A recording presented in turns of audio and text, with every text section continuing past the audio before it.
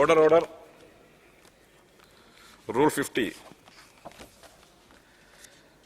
വയനാട് ചാലിഗതയിൽ നാട്ടിലിറങ്ങിയ കാട്ടാന ട്രാക്ടർ ഡ്രൈവറായ അജീഷിനെ ചവിട്ടിക്കൊന്ന സംഭവം വനയോര മേഖലയിലെ ജനങ്ങളിൽ അരക്ഷിതാവസ്ഥയും ആശങ്കയും ഉളവാക്കിയിട്ടുള്ളതായി പറയപ്പെടുന്ന സാഹചര്യം ചർച്ച ചെയ്യുന്നതിനായി സഭാ നടപടികൾ നിർത്തിവെക്കണം എന്ന പ്രമേയം പരിഗണനക്കെടുക്കണമെന്നാവശ്യപ്പെട്ട് Sarvashri T Siddique, P Ubaidulla, Mons Joseph, Anoop Jacob, Mani C Kappan, Shrimati K Rama എന്നീ ബഹുമാനപ്പെട്ട അംഗങ്ങൾ റൂൾ 50 പ്രകാരം നോട്ടീസ് നൽകിയിട്ടുണ്ട്. ബഹുമാനപ്പെട്ട വനം വന്യജീവി വകുപ്പ് മന്ത്രി. സർ, ബഹുമാനപ്പെട്ട MLA നൽകിയിട്ടുള്ള നോട്ടീസ്, അതിൽ പറഞ്ഞിട്ടുള്ള കാര്യങ്ങൾ വളരെ പരിഗണന അർഹിക്കുന്ന ഗൗരവത്തിൽ ചർച്ച ചെയ്യേണ്ട വിഷയങ്ങൾ തന്നെയാണ്. എന്നാൽ ഈ ഘട്ടത്തിൽ അത് സഭ നിർത്തിവെച്ച് ചർച്ച ചെയ്യേണ്ടതുണ്ടോ എന്ന പ്രശ്നത്തിൽ അത് ഗുണമല്ല ചെയ്യുക എന്ന നിലപാടാണ് സർക്കാരിനുള്ളത്.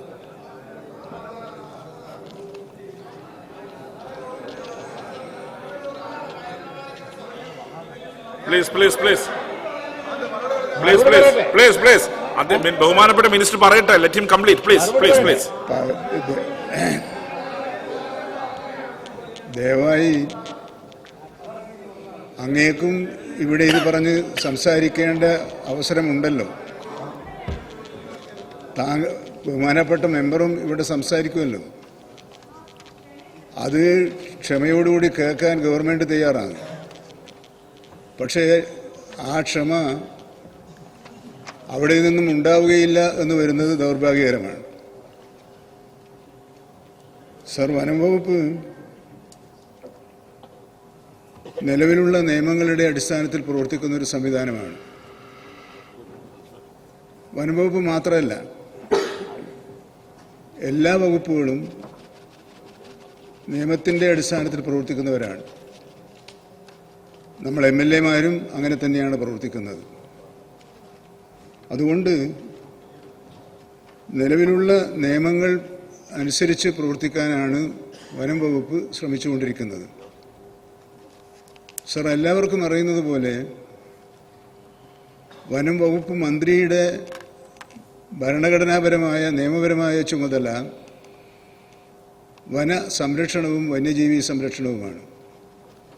പക്ഷേ ഒരു ഗവൺമെൻറ് എന്നുള്ള നിലയിൽ ഗവൺമെൻറ്റിന് ജനങ്ങളുടെ ജീവനും സ്വത്തിനും സംരക്ഷണം നൽകേണ്ട ബാധ്യതയുമുണ്ട്. ഈ രണ്ടിൻ്റെ ഇടയിൽ നിന്നുകൊണ്ടാണ് വനം വകുപ്പും അതിലെ ജീവനക്കാരും പ്രവർത്തിച്ചുകൊണ്ടിരിക്കുന്നതെന്ന് ദയവായി മനസ്സിലാക്കണം എന്ന് ഞാൻ അപേക്ഷിക്കുകയാണ്. സർ, ഏറ്റവും ഒടുവിൽ മാനന്തവാടിക്കടുത്ത് കർണാടക വനത്തിൽ നിന്നും കടന്നു വന്ന ഒരാന ഒരു ചെറുപ്പക്കാരനെ വീട്ടുമുറ്റത്ത് വെച്ച് ചവിട്ടിക്കൊല്ലുന്ന ദാരുണമായ സംഭവമാണ് ഉണ്ടായത്.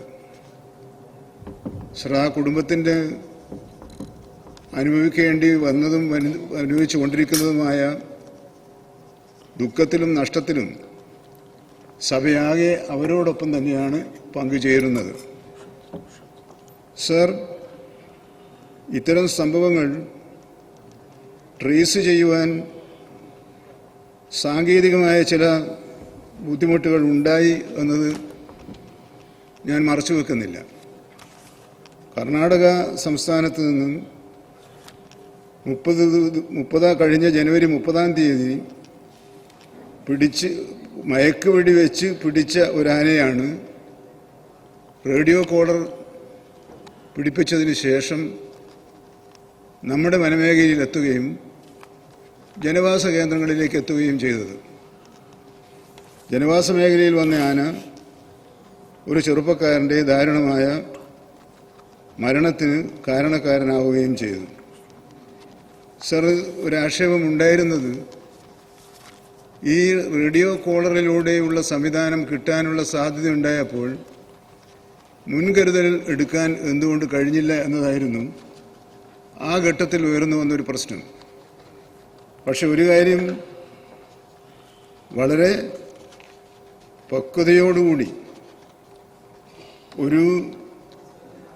മറ്റൊരു സംസ്ഥാനത്തെ കുറ്റപ്പെടുത്തിക്കൊണ്ടുള്ളൊരു ചർച്ച, ഒരു പരാമർശം ഈ ഘട്ടത്തിൽ ഉന്നയിക്കാൻ ഞാൻ ശ്രമിക്കുന്നില്ല.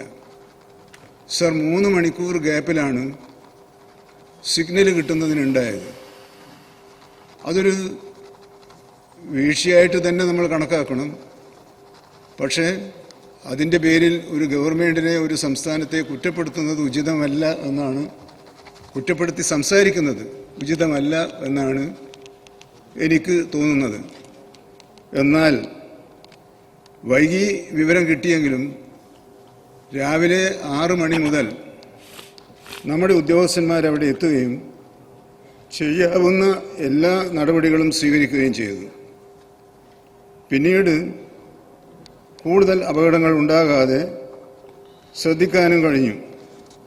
വനംവകുപ്പിലെ ഉദ്യോഗസ്ഥന്മാർ തന്നെയാണ് അപകടത്തിൽപ്പെട്ട ഈ ചെറുപ്പക്കാരനെ ആശുപത്രിയിൽ എത്തിച്ചത് എന്നത് ഈ ഘട്ടത്തിൽ പ്രത്യേകമായി നമ്മൾ ശ്രദ്ധിക്കേണ്ടതുണ്ട് എന്ന് ഞാൻ സൂചിപ്പിക്കുകയാണ്. പിന്നീട് അവിടെ നിന്നും ഉയർന്നു വന്ന ആവശ്യം വെടിവെക്കണം എന്നുള്ളതായിരുന്നു. ആ ആവശ്യം സംബന്ധിച്ച് ബഹുമാനപ്പെട്ട കൽപ്പറ്റ MLAയും മാനന്തവാടി MLAയും ഞാനുമായി നിരന്തരം സമ്പർക്കം പുലർത്തിയിരുന്നു എന്ന കാര്യം അവർക്ക് രണ്ടുപേർക്കും അറിയാവുന്നതാണ് എന്നെനിക്ക് തോന്നുന്നു. സർ, ഇന്നലെ 5:30 മണി മുതൽ പുൽപ്പള്ളി സ്റ്റേഷനിൽ നിന്നും 150ഓളം വനംവകുപ്പ് ജീവനക്കാർ പങ്കെടുത്തുകൊണ്ടുള്ള ഓപ്പറേഷനാണ് അവിടെ നടന്നു വന്നത്. 4 വെറ്റിനറി ഡോക്ടർമാരും അവിടുത്തെ 6 DFOമാരും ചേർന്നുള്ള ഒരു ടീമാണ് ആ പ്രവർത്തനങ്ങൾക്ക് നേതൃത്വം നൽകുന്നത്. സിഗ്നൽ ലഭിക്കുന്നതിനുള്ള കാലതാമസം വന്നതുകൊണ്ട് കോയമ്പത്തൂരിൽ നിന്നും വാങ്ങിയ ആരെ ഉപയോഗിച്ചാണ് ലൊക്കേഷൻ ഇപ്പോൾ നടത്തുന്നത്. ഈ ദാരുണ സംഭവത്തിന് ശേഷമാണ് ദൗർഭാഗ്യവശാൽ കർണാടകത്തിൽ നിന്നും ഇതിനുള്ള ഒരു കണക്ഷൻ ലഭ്യമാക്കിയത്. ഇതിനോടൊപ്പം തന്നെ നിരവധി പ്രവർത്തനങ്ങൾ അടിയന്തരമായും അവിടെ നടപ്പിലാക്കേണ്ടതുണ്ട് എന്ന് ബോധ്യമായതിൻ്റെ അടിസ്ഥാനത്തിൽ വനംവകുപ്പ് ആസ്ഥാനത്തെ വനംവകുപ്പ് മേധാവിയും അവിടുത്തെ ഉദ്യോഗസ്ഥന്മാരും എല്ലാം കൂടി ഇന്നലെ രാവിലെ തന്നെ ഒരു യോഗം കൂടിയിരുന്നു.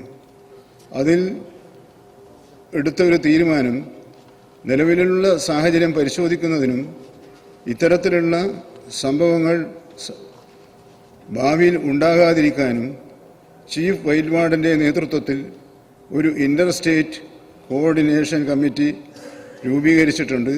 ആ കമ്മിറ്റി 2 ദിവസത്തിനകം യോഗം കൂടി ഇത്തരത്തിലുള്ള പോരായ്മകൾ പരിഹരിക്കാനുള്ള നടപടികൾ സ്വീകരിക്കുന്നുണ്ട്. സർ, വയനാട് ജില്ലയിൽ 3 ഫോറസ്റ്റ് ഡിവിഷനുകളാണുള്ളത്. പലപ്പോഴും ഇവർ തമ്മിലുള്ള കോർഡിനേഷനും നമ്മുടെ പ്രവർത്തനങ്ങൾക്ക് സഹായകമായി മാറുന്നില്ല എന്ന് ശ്രദ്ധയിൽപ്പെട്ടതിനെ തുടർന്ന് ഇന്നു മുതൽ പോലീസ് വകുപ്പുമായും റവന്യൂ വകുപ്പുമായും ചേർന്ന് ഒരു കൺട്രോളിംഗ് റൂം ഇന്നു മുതൽ തന്നെ പ്രവർത്തനം ആരംഭിച്ചു കഴിഞ്ഞിട്ടുണ്ട്. ജില്ലാ ഭരണകൂടവും പോലീസും ഈ കാര്യത്തിൽ നല്ല നിലയിലുള്ള സഹകരണമാണ് നൽകിക്കൊണ്ടിരിക്കുന്നത്. സർ, ഇതിനു പുറമെ വയനാട് ജില്ലയ്ക്ക് സ്വന്തമായി ഒരു RRT മാത്രമേ ഉള്ളൂ. അത് കണക്കിലെടുത്തുകൊണ്ട് ഇപ്പോൾ പാസിംഗ് ഔട്ടായ ബീറ്റ് ഫോറസ്റ്റ് ഓഫീസർമാരിൽ 170 പേരെ വയനാട് ജില്ലക്ക് കൊടുക്കുകയാണ്. ആ 170 പേരിൽ ഇവരെ ഉപയോഗപ്പെടുത്തിക്കൊണ്ട് 2 സ്പെഷ്യൽ RRTകൾ രൂപീകരിക്കാനുള്ള തീരുമാനം ഇന്നലെ തന്നെ എടുത്തിട്ടുണ്ട്. അതോടുകൂടി കൂടുതൽ കാര്യക്ഷമമായ പ്രവർത്തനം നടപ്പിലാക്കാൻ നമുക്ക് കഴിയും. 3 സംസ്ഥാനങ്ങളിലെ പ്രിൻസിപ്പൽ സെക്രട്ടറിമാരും അടങ്ങുന്ന ഒരു ഉന്നതതല സമിതിക്ക് രൂപം നൽകാൻ തീരുമാനിച്ചു. അത് കേരളത്തിൻ്റെ പ്രിൻസിപ്പൽ സെക്രട്ടറി മറ്റ് സംസ്ഥാനങ്ങളിലെ പ്രിൻസിപ്പൽ സെക്രട്ടറിയുമായി ആശയവിനിമയം നടത്തിക്കൊണ്ടിരിക്കുകയാണ്. സർ, അന്തർ സംസ്ഥാന അതിർത്തികളിൽ നിരീക്ഷണം ഇനിയുള്ള ദിവസങ്ങളിൽ ശക്തിപ്പെടുത്തേണ്ടതുണ്ട് എന്നാണ് തോന്നിയിട്ടുള്ളത്. കാരണം ഇത്തരത്തിലുള്ള ഇനി ആനകൾ അല്ലെങ്കിൽ വന്യജീവികൾ ഈ പ്രദേശത്ത് വരാതിരിക്കണമെങ്കിൽ അതിർത്തി മേഖലയിലെ പ്രതിരോധ പ്രവർത്തനങ്ങൾ നടത്തുന്നതോടൊപ്പം തന്നെ അതിശക്തമായ പെട്രോളിങ്ങും നിരീക്ഷണവും ആവശ്യമായി എന്ന് വന്നിട്ടുണ്ട്. ഇത്തരത്തിൽ ഗവൺമെൻറ്റിന് സാധ്യമായ എല്ലാ കാര്യങ്ങളും ക്രമപ്രകാരം തന്നെ നിയമത്തിൻ്റെ പരിധിയിൽ നിന്നുകൊണ്ട് സർക്കാർ ചെയ്യുന്ന സാഹചര്യത്തിൽ ഒരു കാര്യം കൂടി നമ്മൾ ഓർമ്മിക്കണം. വനം വകുപ്പിലെ ജീവനക്കാരും മനുഷ്യരാണ്. അവർ ജീവൻ പണയം വെച്ചുകൊണ്ടാണ് അവരും പ്രവർത്തിക്കുന്നത്. അവരുടെ ആത്മവിശ്വാസത്തെ തകർക്കുന്ന വിധത്തിലുള്ള ദൗർഭാഗ്യകരമായ സംഭവങ്ങൾ അവിടെ ഉണ്ടായി. അത് ആവർത്തിക്കാതിരിക്കാൻ ജനപ്രതിനിധികൾ കൂടുതൽ ശ്രദ്ധ കാണിക്കുന്നത് ഭാവിയിൽ അത് നല്ലതായിരിക്കും എന്ന് മാത്രമേ ഞാൻ ഇപ്പോൾ സൂചിപ്പിക്കാൻ ആഗ്രഹിക്കുന്നുള്ളൂ. ഈ സർക്കാർ എല്ലാ കാര്യങ്ങളും വളരെ ഫലപ്രദമായി നടപ്പിലാക്കാനുള്ള നടപടികൾ സ്വീകരിക്കുന്ന സാഹചര്യത്തിൽ അവിടുത്തെ വനംവകുപ്പിലെ ജീവനക്കാർക്ക് ആത്മവിശ്വാസം പകരേണ്ട ഈ ഘട്ടത്തിൽ ചർച്ചകളിലൂടെ അവരുടെ മനോവീര്യം തകർക്കുന്ന ഒരു നിലപാട് സ്വീകരിക്കുന്നതും ഉചിതമായിരിക്കില്ല എന്ന് കരുതുന്നതിനാൽ സഭ നിർത്തിവെച്ച് ഈ പ്രശ്നം ചർച്ച ചെയ്യേണ്ടതില്ല എന്നാണ് ഗവൺമെന്റിന്റെ നിലപാട്. ശ്രീ ടി സിദ്ദിഖ്. സർ, ഏറെ വേദനയോടെയും ദുഃഖത്തോടും കൂടിയാണ് ഈ അടിയന്തര പ്രമേയം സഭയ്ക്ക് മുന്നിൽ അവതരിപ്പിക്കുന്നത്. സർ, നേരത്തെ പലതവണ ചർച്ച ചെയ്തതാണ്. വന്യജീവി സംഘർഷവുമായി ബന്ധപ്പെട്ടുകൊണ്ട് ബഹുമാന്യനായ സണ്ണി ജോസഫ് MLA-യും IC ബാലകൃഷ്ണൻ MLA-യും സജി ജോസഫ് ഉൾപ്പെടെയുള്ള മലയോര മേഖലയിലെ എല്ലാ MLA-മാരും ഇതുമായി ബന്ധപ്പെട്ടുകൊണ്ടുള്ളതായിരിക്കുന്ന വിവിധ തലങ്ങളിലുള്ള ഇടപെടലിന് നേതൃത്വം കൊടുത്തെങ്കിലും ആ ഇടപെടലൊന്നും തന്നെ ഗവൺമെന്റ് തലത്തിൽ പൂർത്തീകരിച്ച് പദ്ധതിയും പരിപാടികളും സയന്റിഫിക് ആയിട്ടുള്ള ഇടപെടലുമൊക്കെയായി കടന്നു വരുന്നതിനുള്ള ഗുരുതരമായിട്ടുള്ള അഭാവമാണ് ഈ അടിയന്തര പ്രമേയത്തിലേക്ക് കടന്നു വന്നിട്ടുള്ള അജിയുടെ മരണത്തിന്റെ പ്രധാനപ്പെട്ട നിദാനം. സർ, വയനാട് മാനന്തവാടി പയ്യമ്പള്ളി കുറുക്കമ്മൂല ചാലികത്തയിൽ ഒരു കുടുംബത്തിന്റെ ഏക അത്താണിയാണ് സർ അജീഷ്.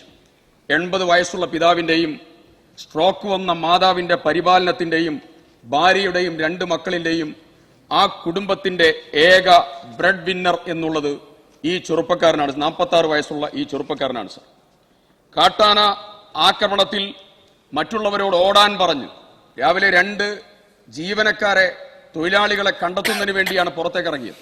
അദ്ദേഹം ഒരു ട്രാക്ടർ ഡ്രൈവറാണ്. അദ്ദേഹം പുല്ലുവെട്ടുന്ന യന്ത്രം ഉപയോഗിച്ചുകൊണ്ട് പുല്ലുവെട്ടുന്ന ഒരു സാധാരണക്കാരനാണ്. സർ, അദ്ദേഹം കാട്ടാന വരുന്നത് കണ്ട് മറ്റുള്ളവരോട് ഓടാൻ പറഞ്ഞ് കുട്ടികളോട് വീട്ടിലേക്ക് ഓടിക്കയറാൻ പറഞ്ഞതിന് ശേഷം അദ്ദേഹം 11ഓളം വരുന്ന സ്റ്റെപ്പുകൾ ഓടിക്കയറി മറുഭാഗം ഗേറ്റ് അടച്ചതുകൊണ്ട് മറുഭാഗത്തൂടെ ഓടിക്കയറി മുന്നോട്ട് പോകുമ്പോൾ കാട്ടാന സെക്കൻഡുകൾക്കകം വീടിന്റെ മുറ്റത്തേക്ക് വന്ന് നിലത്ത് വീണ അജിയെ തുമ്പിക്കൊയ് കണ്ട് അടിച്ച് ആനയുടെ കാലുകൊണ്ട് ഹൃദയത്തിന്റെ മേലെ ചവിട്ടിയാണ് സാർ വളരെ മൃഗീയമായി ശ്രീ അജി കൊല്ലപ്പെടുന്നത്. സർ, കൊല്ലപ്പെടുന്നത് ബഹുമാനപ്പെട്ട മന്ത്രി ഇവിടെ ഒരു കാര്യം പറയുകയുണ്ടായി. മന്ത്രി പറഞ്ഞത് വനസംരക്ഷണവും വന്യജീവി സംരക്ഷണവുമാണ് എന്റെ പ്രധാനപ്പെട്ട ഉത്തരവാദിത്തം.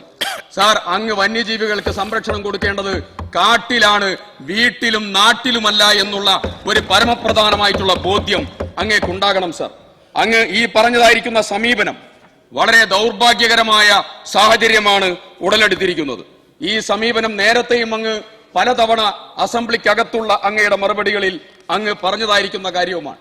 സർ, 580 കിലോമീറ്റർ നീളവും 75 കിലോമീറ്റർ വീതിയുമുള്ള കേരളത്തിന്റെ ഭൂവിസ്തൃതിയുടെ 29.1% 11,309.47 ചതുരശ്ര കിലോമീറ്റർ സ്ഥലം വനഭൂമിയാണ്. സർ, ഇതിന് ചുറ്റും 30 ലക്ഷത്തിലധികം 50 ലക്ഷത്തോളം വരുന്ന സാധാരണക്കാരായ ആളുകൾ വന്യഭൂമി സംഘർഷ മേഖലയിൽ താമസിക്കുന്നു. സർ, ഭരണഘടന പ്രകാരം മൗലികമായ അവകാശം ജനങ്ങൾക്കുണ്ട്. അത് ജീവിക്കാനുള്ള അവകാശം, അന്തസ്സോടുകൂടി ജീവിക്കാനുള്ള അവകാശം, ഭയമില്ലാതെ ജീവിക്കാനുള്ള അവകാശം. ആർട്ടിക്കിൾ 21 ഇത് ജനത്തിന്റെ അവകാശമാണ്.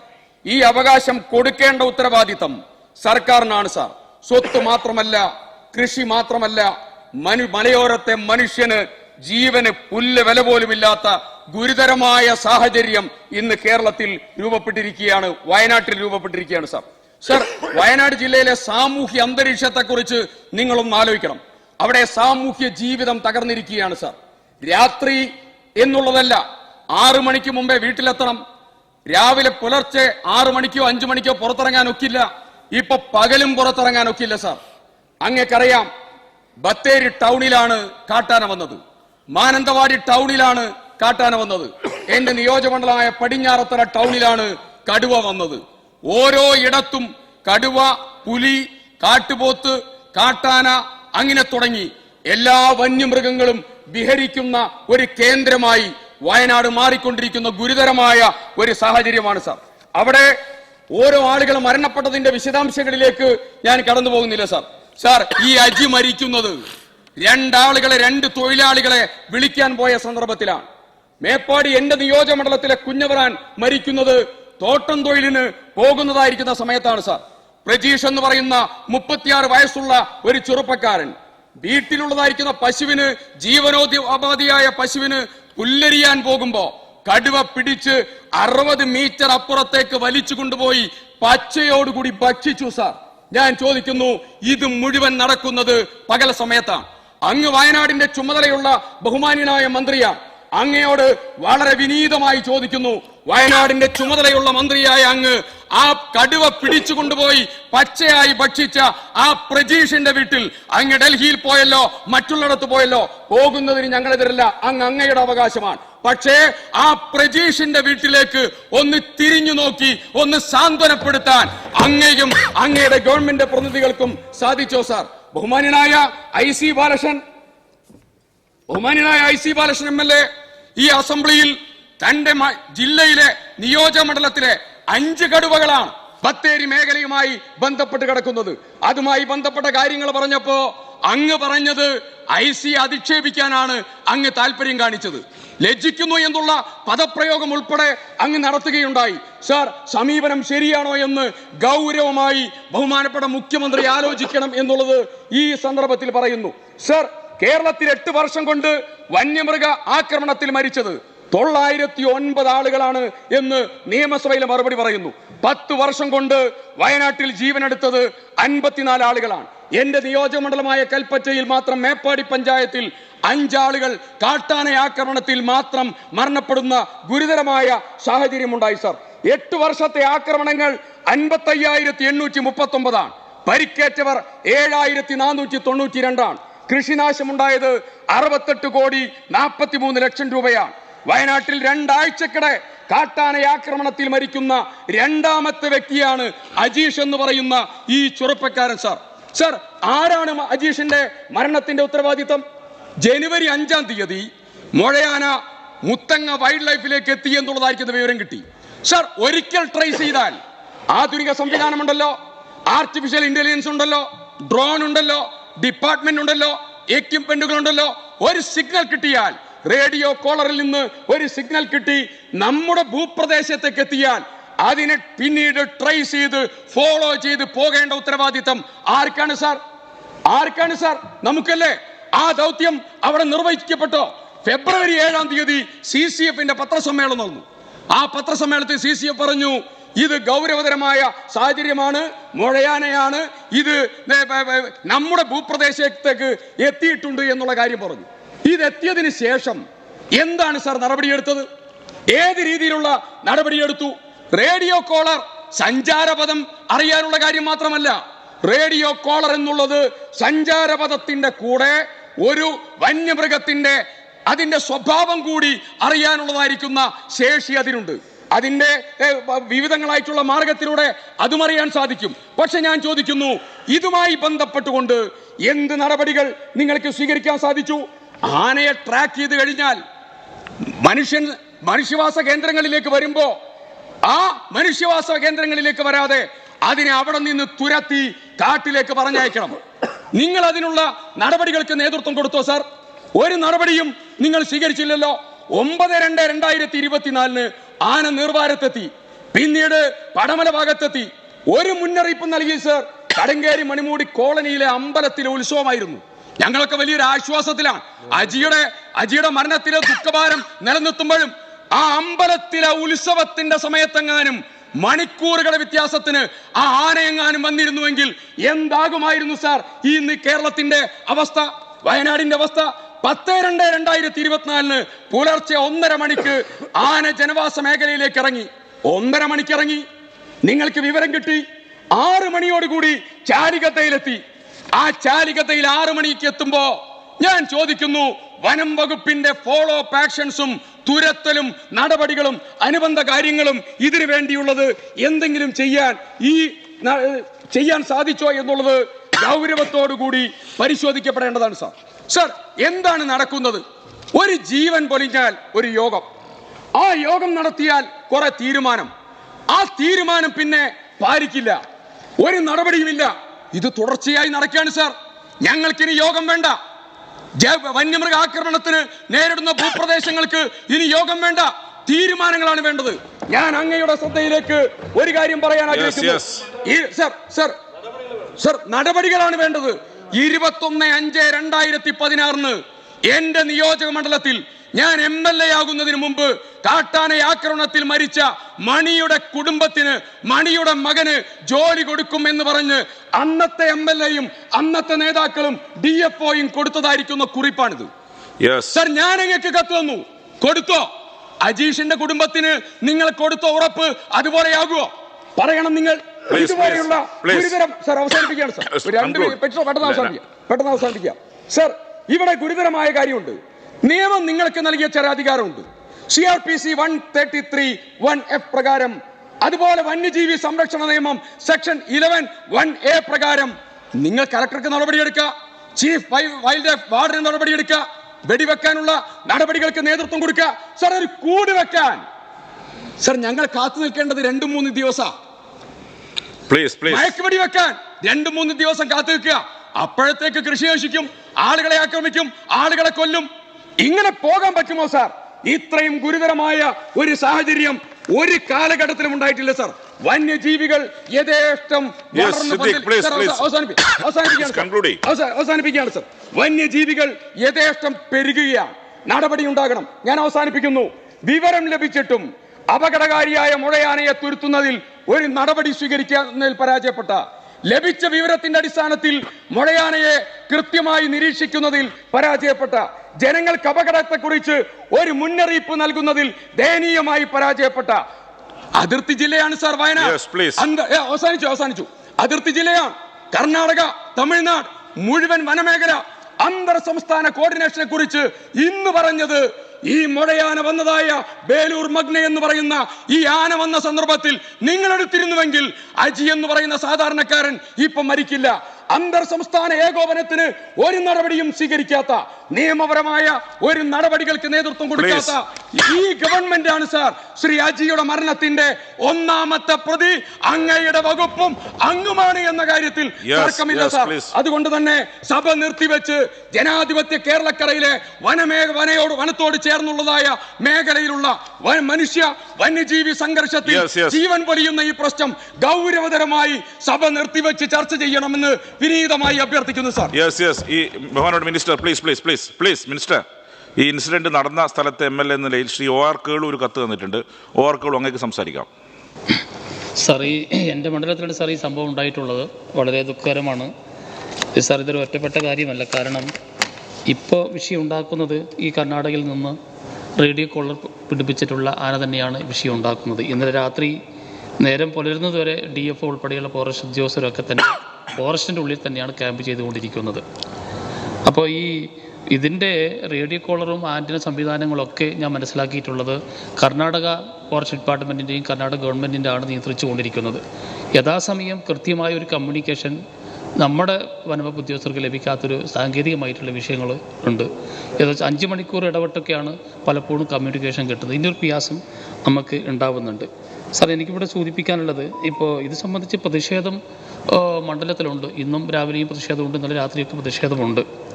അപ്പോൾ ആ കാര്യങ്ങളൊക്കെ നമുക്ക് കണക്കിലെടുക്കേണ്ടതുണ്ട്. പക്ഷേ എനിക്കിവിടെ സൂചിപ്പിക്കാനുള്ളത്, ഇപ്പോൾ ഈ വന്യമൃഗങ്ങളുടെ വർധനവും അതേപോലെ തന്നെ അന്യ സംസ്ഥാനങ്ങളിൽ നിന്ന് വന്യമൃഗങ്ങൾ നമ്മുടെ ജില്ലയിലേക്ക് വരുന്നതും ഒക്കെ തന്നെ ഇതിൻ്റെ ബാഹുല്യം വർദ്ധിപ്പിക്കുകയാണ്. ഇതിനൊക്കെ പരിമിതികളുണ്ട് സാർ. ഇപ്പോൾ കേരള ഗവൺമെൻറ്, എൻ്റെ മണ്ഡലത്തിൽ ഇപ്പോൾ ഞാൻ 2 കോടി രൂപ MLAയുടെ ഫണ്ട് ഉപയോഗിച്ച് ഹാങ്ങിങ് ഫെൻസിങ്ങിൻ്റെ നിർമ്മാണ പ്രവൃത്തി നടന്നുകൊണ്ടിരിക്കുന്നുണ്ട്. നമ്മുടെ പ്ലാൻ ഫണ്ട് ഉപയോഗിച്ച് 6 കോടിയുടെ ഒരു ഫെൻസിങ്ങിൻ്റെ പ്രവർത്തനം നടക്കുന്നുണ്ട്. അതേപോലെ തന്നെ ആന ട്രഞ്ച് എലിഫൻ്റ് ട്രെഞ്ചും നമ്മൾ യഥേഷ്ടം നമ്മൾ നിർമ്മിച്ചിട്ടുണ്ട്. പക്ഷേ ഇതൊന്നും ഒരു ശാശ്വതമായിട്ടുള്ള പരിഹാരമല്ല എന്നുള്ളതാണ് നമുക്ക് കാര്യങ്ങൾ പരിശോധിപ്പിക്കും മനസ്സിലാക്കുന്നത്. അതുകൊണ്ട് എനിക്കിവിടെ സൂചിപ്പിക്കണം സാർ, നമ്മളിവിടെ കേരളത്തിലൊരു പൊതുവിഷയം ഇത് ഇന്നോ ഇന്നലെ ഉണ്ടാകുന്നതല്ല, വർഷങ്ങളായിട്ട് തന്നെ തുടർന്നൊരു സംഭവവികാസങ്ങളാണ്. ആ ഒരു പശ്ചാത്തലത്തിൽ നമ്മൾ രാഷ്ട്രീയപരമായി അല്ലെങ്കിൽ പ്രത്യേകപരമായി അങ്ങോട്ടും ഇങ്ങോട്ടും ഈ കാര്യങ്ങൾ പറയുന്നതിന് പകരം നമ്മൾ ഈ കാലാനുസൃതമായി ഈ കാലഘട്ടത്തിൽ ഈ കാര്യങ്ങൾ എങ്ങനെ കൈകാര്യം ചെയ്യാൻ വേണ്ടി സാധിക്കും എന്നുള്ളത് നമ്മൾ കേരള ഗവൺമെൻറ്റിൽ മാത്രം നിക്ഷിപ്തമല്ലാത്തൊരു കാര്യമായതുകൊണ്ട് ഭാവിയിൽ കേന്ദ്ര ഗവൺമെൻറ് കൂടിയായിട്ട് ആലോചിച്ചുകൊണ്ട് ഒരു ശാശ്വത പരിഹാരം ഉണ്ടാക്കുന്നതിനും ചർച്ചയും മറ്റു കാര്യങ്ങളൊക്കെ നമ്മൾക്ക് നടത്തേണ്ടതായിട്ടുണ്ടെന്നാണ് ഞാൻ പലപ്പോഴും സൂചിപ്പിച്ചത്. കഴിഞ്ഞ 30-ാം തീയതി ഞാൻ ഈ വിഷയം ഇവിടെ ഞാൻ അവതരിപ്പിച്ചിരുന്നു. ഈ കാര്യങ്ങൾ നമ്മുടെ ബഹുമാനപ്പെട്ട മുഖ്യമന്ത്രിയുടെ ശ്രദ്ധയിലും ഇന്നലെ ഞങ്ങൾ കാര്യങ്ങൾ ബോധ്യപ്പെടുത്തിയിട്ടുണ്ട്. മുഖ്യമന്ത്രി ഒരു ഉന്നതതല യോഗം ഇത്തരം കാര്യങ്ങൾ കണ്ടുകൊണ്ട് വിളിക്കുന്നതിന് വേണ്ടിയിട്ടുള്ള ഒരു തീരുമാനം എടുത്തു എന്ന് തന്നെയാണ് ഞാൻ മനസ്സിലാക്കിയിട്ടുള്ളത്. അടിവരായിട്ട് പറയാനുള്ള കാര്യങ്ങൾ നമ്മൾ ഇവിടെ പരസ്പരം പോരടിച്ചതുകൊണ്ട് ഒരു കാര്യമില്ല, ഇതെല്ലാവർക്കും ബോധ്യമുള്ളതാണ്. അതുകൊണ്ട് ഭാവിയിൽ നമുക്ക് എങ്ങനെയാണ് ഭാവിയിൽ ഈ കാര്യത്തിന് വേണ്ടിയിട്ട് എങ്ങനെയാണ്, അതാണ് ഞാൻ പറഞ്ഞോട്ടെ ഞാൻ പറയുന്നത് ഈ ഭാവിയിൽ കാലഘട്ടത്തിനനുസൃതമായി ഇപ്പോൾ വിദേശ രാജ്യങ്ങളിലൊക്കെ പല കാര്യങ്ങൾ ഇപ്പോൾ പുതിയ രീതിയിൽ കാര്യങ്ങൾ ചെയ്തു വരുന്നുണ്ട്. അങ്ങനത്തെ കാര്യങ്ങൾ ആലോചിക്കുന്നതിന് വേണ്ടിയിട്ട് പൊതുവായിട്ടുള്ള നമ്മുടെ ഒരു കൂട്ടായ്മയാണ് നമുക്ക് ഇനി ആവശ്യം എന്നുള്ളതാണ് എനിക്ക് ബഹുമാനപ്പെട്ട ഈ സഭ മുമ്പാകെ ബോധിപ്പിക്കാനുള്ളത്. ബഹുമാനപ്പെട്ട മിനിസ്റ്റർ. സർ, ഞാൻ ആവർത്തിക്കുന്നത്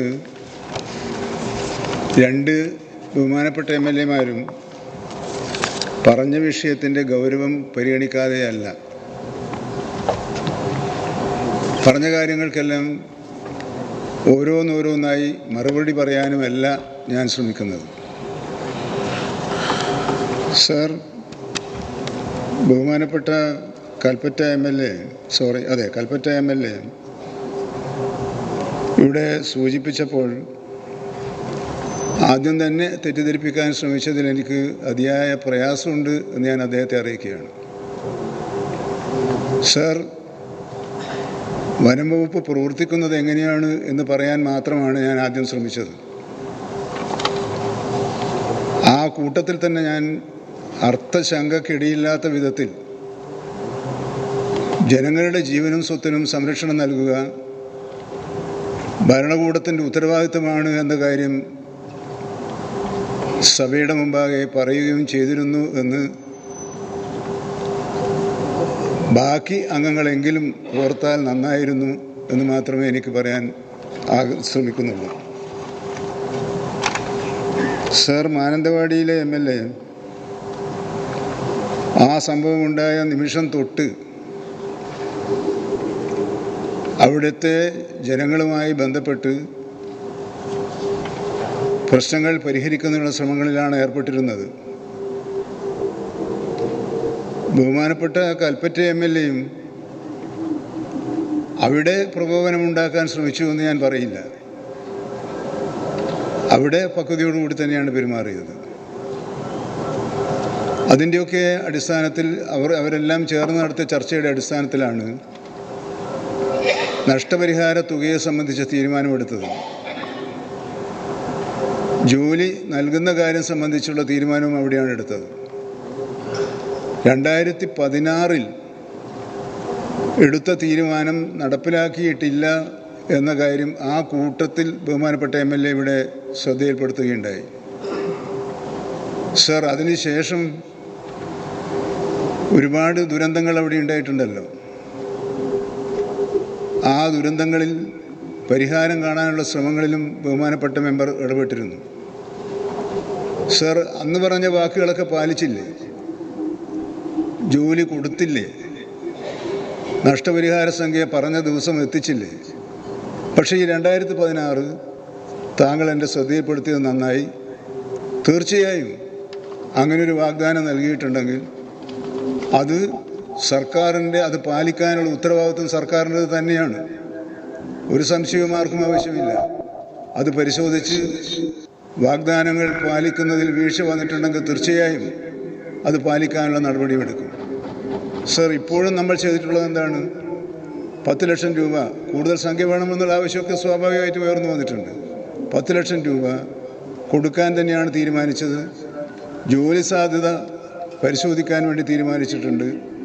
കൂടുതൽ എന്തെങ്കിലും സഹായം നൽകാൻ കഴിയാൻ എന്തെങ്കിലും വകുപ്പുകളുണ്ടോ, സാധ്യതയുണ്ടോ എന്ന കാര്യം പരിശോധിച്ച് പറയാൻ ബഹുമാനപ്പെട്ട മുഖ്യമന്ത്രി എന്നോട് നിർദ്ദേശിക്കുകയും ചെയ്തിട്ടുണ്ട്. സർ, ആ രൂപത്തിലെല്ലാം ആ കുടുംബത്തിൻ്റെ ദാരുണാവസ്ഥയിൽ നിന്നും അവരെ ആശ്വസിപ്പിക്കാൻ പറ്റിയ വിധത്തിലുള്ള നടപടികൾ സർക്കാർ സ്വീകരിക്കും. സർ, ഒരു പ്രശ്നമുണ്ടാകുമ്പോൾ രണ്ട് തരത്തിൽ പെരുമാറാൻ സാധിക്കും. ഒന്ന്, അവിടെ ഓടിയെത്തി ആ കാര്യങ്ങളൊക്കെ നേതൃത്വം നൽകിയതും ഒക്കെ ശ്രമിച്ചതിൽ മന്ത്രിയും പങ്കെടുത്തിരുന്നു എന്ന ഒരു ഭാഗമുണ്ട്. രണ്ടാമതൊരു ഭാഗം, അതുമായി ബന്ധപ്പെട്ട പ്രശ്നങ്ങളിൽ ഉത്തരവാദപ്പെട്ട കേന്ദ്രങ്ങളിൽ ബന്ധപ്പെട്ട് അതാത് സമയത്ത് ആവശ്യമായ നിർദ്ദേശങ്ങൾ നൽകുക എന്നൊരു വശവുമുണ്ട്. ഞാൻ സ്വീകരിച്ചത് സർ അത്തരത്തിലുള്ള രണ്ടാമത്തെ വഴിയാണ് ഞാൻ സ്വീകരിച്ചത്. രണ്ടും സ്വീകരിക്കാവുന്നതാണ്, ഒന്നും തെറ്റല്ല എന്ന് ഞാൻ പറയും. രണ്ടും സ്വീകരിക്കാവുന്ന തന്നെയാണ്. അതിനൊന്നും ഒരു മടിയും നമുക്ക് ആർക്കും ഇതുവരെ ഉണ്ടായിട്ടില്ല എന്നെല്ലാവർക്കും അറിയാവുന്നതാണല്ലോ. സർ, ബഹുമാനപ്പെട്ട മാനന്തവാടി MLA പറഞ്ഞതുപോലെ മുഖ്യമന്ത്രി തന്നെ ഈ കാര്യത്തിൽ നേരിട്ട് ഇടപെടുകയും എനിക്ക് ആവശ്യമായ ഉപദേശങ്ങൾ നൽകുകയും ചെയ്തതിൻ്റെ കൂടി അടിസ്ഥാനത്തിലാണ് ആ ഒത്തുതീർപ്പ് അവിടെ നടന്നത്. സർ, രാവിലെ മുതൽ അവിടെ നടന്ന കാര്യം എന്താണ്? ബഹുമാനപ്പെട്ട ജില്ലാ കളക്ടറെ തടഞ്ഞു വെച്ചു 2-3 മണിക്കൂർ നേരം. അവിടെ മറ്റു കാര്യങ്ങൾ നിർവഹിക്കാൻ ചുമതലപ്പെട്ട ഉദ്യോഗസ്ഥനാണ് ജില്ലാ പോലീസ് മേധാവി. ആ ജില്ലാ പോലീസ് മേധാവി അവിടെ തടഞ്ഞു വെച്ചു. അവിടെ പ്രകോപനം സൃഷ്ടിച്ച് മറ്റൊരു തരത്തിലേക്ക് ആ പ്രശ്നത്തെ കൊണ്ടുപോകാനുള്ള ശ്രമങ്ങൾ നടക്കുന്നതായി റിപ്പോർട്ട് ലഭിച്ചതിനെ തുടർന്ന് തന്നെയാണ് സർ വളരെ പക്വതയോടുകൂടി ഭരണകൂടം പെരുമാറിയത് എന്ന വസ്തുത താങ്കളുടെ ശ്രദ്ധയിൽ ഞാൻ പെടുത്തുകയാണ്. അങ്ങനെ ഇല്ലായിരുന്നെങ്കിൽ മറ്റൊരു തരത്തിലേക്ക് പോകരുത്. ജില്ലാ കളക്ടറെ തടഞ്ഞു വെക്കുമെന്നും പോലീസിനെ തടഞ്ഞു വെക്കുമെന്നും മന്ത്രി വന്നാൽ മന്ത്രിയെ തടഞ്ഞു വെക്കുമെന്നുള്ള റിപ്പോർട്ടുകൾ ലഭിച്ചതിൻ്റെ കൂടി അടിസ്ഥാനത്തിൽ അവിടെ കൂടുതൽ കരുതലോടുകൂടിയ ശ്രമമാണ് നടത്തുന്നത്. അത്തരം എക്സ്ട്രീമായ നിലപാടിലേക്ക് നമ്മൾ ആളുകളെ വികാരപരമായ പശ്ചാത്തലത്തിൽ എത്തിക്കുന്നത് വയനാടിന് ആത്യന്തികമായി ദോഷം ചെയ്യും എന്ന കാര്യം കൂടി ആയിക്കോട്ടെ. Minister please. മിനിസ്റ്റർ അങ്ങ് സംസാരിച്ചോ? സർ, അങ്ങ് പ്രകോപിതനാകുന്നത് എന്താണെന്ന് എനിക്ക് മനസ്സിലായില്ല. അല്ല, ആൾക്കാരാണെന്ന് നമുക്ക് അല്ല സർ, അവിടെ പ്രതിഷേധിച്ചത് ജനങ്ങളാണെന്ന് അറിയാത്തവരല്ല നമ്മളാരും. അപ്പൊ അതുകൊണ്ട് ഞാൻ പറയുന്നത്, ഞാനൊരു വസ്തുത സഭയെ അറിയിച്ചതാണ്. അത് അതിൻ്റെ ഗൗരവത്തിൽ സഭ എടുക്കുമെന്നാണ് ഞാൻ കരുതുന്നത്. അങ്ങനെ ഒരു ചെറിയ നീക്കം നടത്തുന്ന ആളുകളും ആ കൂട്ടത്തിലുണ്ട് എന്ന് ദയവായി തിരിച്ചറിയണമെന്ന് ഞാൻ ആവശ്യപ്പെടുകയാണ്. വളരെ ശക്തമായി ആവശ്യപ്പെടുകയാണ്. ഉത്തരവാദിത്വ ബോധത്തോടു കൂടി തന്നെയാണ് ഞാനത് പറയുന്നത്. അതുകൊണ്ട് നമുക്ക് ജനങ്ങളോടൊപ്പം നിൽക്കണം, ജനങ്ങളുടെ പ്രശ്നങ്ങൾ പരിഹരിക്കാൻ ശബ്ദമുയർത്തണം. അതിനുവേണ്ടി നടത്തുന്ന ശ്രമങ്ങൾ നമ്മളെല്ലാവരും എല്ലാ കാലത്തും ചെയ്തിട്ടുള്ളതാണ്. അതിലൊന്നും ഒരു അസ്വസ്ഥതയോ ഏതെങ്കിലും തരത്തിലുള്ള പ്രയാസങ്ങളോ ഇല്ല. കാരണം നമ്മളെല്ലാവരും ചെയ്തുകൊണ്ടിരിക്കുന്നൊരു കാര്യമാണ്. പക്ഷേ കുറേ കൂടി ജാഗ്രത പാലിക്കേണ്ട ഒരു ഘട്ടത്തിൽ ആണിപ്പോൾ നിൽക്കുന്നത്. ഇന്ന് തന്നെ അവിടെ നല്ല രീതിയിലുള്ള പ്രവർത്തനങ്ങളാണ് നടത്തിക്കൊണ്ടിരിക്കുന്നത്. 8 മണി മുതൽ അവിടെ പട്രോളിങ്ങും പ്രത്യേക ദൗത്യസംഘത്തിൻ്റെ പ്രവർത്തനങ്ങൾ നടക്കുന്നുണ്ട്. സർ, അവർ നല്ല നിലയിലാണ് പ്രവർത്തിക്കുന്നത്. അവരുടെ പ്രവർത്തനത്തിന് ഇന്ന് തന്നെ ഫലപ്രാപ്തി ഉണ്ടാകും എന്നാണ് ഞാൻ പറയുന്നത്. ഈ കാര്യത്തിലും നടത്തിയിട്ടുള്ള വാഗ്ദാനങ്ങൾ പാലിക്കുന്ന കാര്യത്തിൽ ഒരു വീഴ്ചയും ഉണ്ടാവില്ല. ഈ സർക്കാർ ആ കുടുംബത്തോടൊപ്പമാണ്. അതുകൊണ്ട് തന്നെ മറ്റൊരു തരത്തിലുള്ള ഒരു ചർച്ചയും ഇത് സഭ നിർത്തിവെച്ച് ചർച്ച നടത്തേണ്ട ഒരു ഘട്ടത്തിലേക്ക് നമ്മൾ എത്തിയിട്ടില്ല എന്ന് മാത്രം സൂചിപ്പിച്ചുകൊണ്ട് ഇതിന് ഈ അടിയന്തര പ്രമേയം ചർച്ച ചെയ്യേണ്ടതില്ല എന്ന നിലപാട് ഞാൻ ഒരിക്കൽ കൂടി അറിയിക്കുകയാണ്. ബഹുമാനപ്പെട്ട വനം വന്യജീവി വകുപ്പ് മന്ത്രിയുടെ വിശദീകരണത്തിന്റെ അടിസ്ഥാനത്തിൽ അടിയന്തര പ്രമേയത്തിന് അനുമതി നിഷേധിക്കുന്നു. സർ, ഞാൻ ഇന്നലെ കണ്ണൂരിൽ 2 വിധവകളെ കണ്ടു. കണ്ണീരോടെ വിതുമ്പലോടുകൂടിയാണ് ഈ 2 വിധവകളും അവരുടെ സങ്കടങ്ങൾ പങ്കുവച്ചത്. ഒന്ന് സാർ, 2 വർഷം മുമ്പ് പേരാവൂരിലെ പെരിങ്കരിയിൽ രാവിലെ പള്ളിയിൽ ഭാര്യാസമേതം പോയ ജസ്റ്റിൻ, ബൈക്കിൽ പോയ ജസ്റ്റിൻ ആന ആക്രമിച്ച് ഭാര്യയുടെ മുമ്പിൽ വെച്ച് ജസ്റ്റിനെ കൊല ചെയ്തു. ആ ജസ്റ്റിൻ്റെ ഭാര്യ അൽഫോൺസയാണ് സങ്കടങ്ങളോടുകൂടി അവരുടെ വിഷമവും ജീവിതത്തിലെ പ്രയാസങ്ങളും എല്ലാം പറഞ്ഞത്. രണ്ടാമത് കണ്ടത് സർ, പാത്തമ്പാറയിൽ ആത്മഹത്യ ചെയ്ത കർഷകൻ ജോസാണ്. ജോസിൻ്റെ ഭാര്യ ലിസിയാണ്. ലിസി പറഞ്ഞത് 5000 വാഴ ഈ ജോസ് വെച്ചു. 5000 വാഴയും പന്നിക്കൂട്ടം വന്ന് നശിപ്പിച്ചു. സാർ വലിയ കടബാധ്യതയായി. 1 രൂപ പോലും നഷ്ടപരിഹാരം കൊടുക്കാൻ കഴിയാതെ 1 രൂപ പോലും നഷ്ടപരിഹാരം കൊടുക്കാൻ ഇതുവരെ സർക്കാരിന് കഴിഞ്ഞിട്ടില്ല. ആ നഷ്ടപരിഹാരം കിട്ടാത്തത് കൊണ്ട് കടബാധ്യതകൾ കൊണ്ട് ജോസ് ആത്മഹത്യ ചെയ്യാൻ ആ ജോസിൻ്റെ ഭാര്യ ലിസിയ 2 പേരെ ഒരേ സദസ്സിൽ വെച്ചാണ് സാർ കണ്ടത്. ഇത് നമ്മുടെ വനാതിർത്തികളിലുള്ള കർഷക സമൂഹത്തിൻ്റെ സാധാരണക്കാരായ ജനങ്ങളുടെ ഇടയിലുള്ള സങ്കടങ്ങളാണ്. ഇവിടെ മന്ത്രിയുടെ മറുപടിയിൽ ഏറ്റവും മുഴച്ചു നിന്ന കാര്യം ജനക്കൂട്ടം അക്രമാസക്തരായി ജില്ലാ കളക്ടറെയും SP-യെയും തടുത്തു നിർത്തി എന്നുള്ളതാണ്. സാർ, നമ്മൾ എല്ലാ ദിവസവും സെക്രട്ടേറിയറ്റിൻ്റെ മുന്നിൽ സമരത്തിന് വരുന്ന ആളുകളെ കാണുന്ന ലാഘവത്വത്തോടു കൂടി ചില മനുഷ്യരെ കാണരുതെന്നാണ് എൻ്റെ അഭ്യർത്ഥന. സാർ, തീരപ്രദേശത്തേക്ക് ചെല്ലുമ്പോൾ മത്സ്യത്തൊഴിലാളികൾ വൈകാരികമായി പ്രതികരിക്കുന്ന ആളാണ്. കാരണം അവരുടെ പരിവരുത്ത ജീവിത യാഥാർത്ഥ്യങ്ങളാണ്. സാർ, വനാതിർത്തിയിൽ പോയാലുള്ള കർഷകൻ ഇതുപോലെ തന്നെ സങ്കടങ്ങളും ദുഃഖങ്ങളുമായി പരിവരുത്ത ജീവിത യാഥാർത്ഥ്യങ്ങളെ നേരിട്ടുകൊണ്ട് അതിശക്തമായി പ്രതികരിക്കുന്നവരാണ്. ബഹുമാനപ്പെട്ട മന്ത്രി ഒന്ന് വിഷ്വലൈസ് ചെയ്യും, ഒന്ന് സങ്കല്പിച്ചു നോക്കും. നമ്മൾ ജീവിക്കുന്ന, നമ്മുടെ കുടുംബം ജീവിക്കുന്ന ഒരു പ്രദേശത്താണ് ഇതുപോലെ ആനയും കടുവയും കാട്ടുമൃഗങ്ങളും ഇറങ്ങിയിരിക്കുന്നു. കുഞ്ഞുങ്ങൾക്ക് സ്കൂളിൽ പോകാൻ കഴിയുമോ? കുഞ്ഞുങ്ങൾക്ക് മുറ്റത്തിറങ്ങാൻ കഴിയുമോ? വീട്ടുകാർക്ക് പുറത്തിറങ്ങാൻ കഴിയുമോ? ഒരു കടയിൽ പോകാൻ കഴിയുമോ? അവര് കൃഷി ചെയ്ത് ഉപജീവനം നടത്തുന്നവരാണ്. റബ്ബർ ടാപ്പ് ചെയ്യാൻ പോകാൻ പറ്റുമോ? ഒരു പുല്ല് വെട്ടാൻ പോകാൻ പറ്റുമോ? പശുവിനെ കറന്ന് ആ പാല് കൊണ്ടുപോയി കൊടുത്ത് വിൽക്കാൻ പറ്റുമോ? നിങ്ങളൊന്ന് സങ്കല്പിച്ചു നോക്ക്. ആ ഭീതിയിലാണ് വയനാട്ടിലെ മാത്രമല്ല ഈ വനാതിർത്തിയിലെ മുഴുവൻ ജനസമൂഹവും.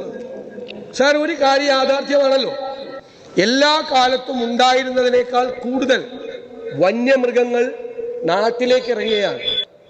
ആനയും കാട്ടുപോത്തും കുരങ്ങും പന്നിയും കടുവയും എല്ലാം ഇറങ്ങിയാണ്. ഇവിടെ IC ബാലകൃഷ്ണൻ പറഞ്ഞത്, IC ബാലകൃഷ്ണന്റെ മണ്ഡലത്തിൽ 5 കടുവകളുണ്ട്. 5 കടുവകൾ, ഒരു നിയോജക മണ്ഡലത്തിലെ കാര്യമാണ് പറഞ്ഞത്. 5 കടുവകൾ. അത് പശുക്കളെയും ആടുകളെയും ആക്രമിക്കുന്നത് പോലെ മനുഷ്യനെ പച്ചയോടെ ഭക്ഷിക്കുന്ന കടുവകൾ. നിങ്ങളൊന്ന് ആലോചിച്ച് നോക്കി, മനുഷ്യനെങ്ങനെ ജീവിക്കും? എന്തൊരു ഭീതിയിലായിരിക്കും ആളുകൾ ജീവിക്കുന്നത്, എന്തൊരു സങ്കടത്തിലാണ്. സാർ, അവരുടെ ഉപജീവന മാർഗം പോലും നഷ്ടപ്പെടുത്തുന്ന ഒരു സാഹചര്യം.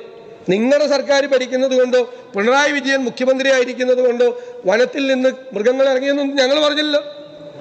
ഞങ്ങളല്ലല്ലോ പറഞ്ഞത്. It is the responsibility of the state to protect the life and property of the citizens. അതാണ് ആർട്ടിക്കിൾ 21 സിദ്ദിഖ് ഇവിടെ ഉദ്ധരിച്ചത്. It is your responsibility. നിങ്ങളാണ് അതിൻ്റെ മാർഗങ്ങൾ അന്വേഷിച്ച്, അതിൻ്റെ വഴികൾ അന്വേഷിച്ച് ചെയ്യേണ്ടത്. അത് തന്നെയാണ് മാനന്തവാടി MLA ശ്രീ OR കേളു പറഞ്ഞത്.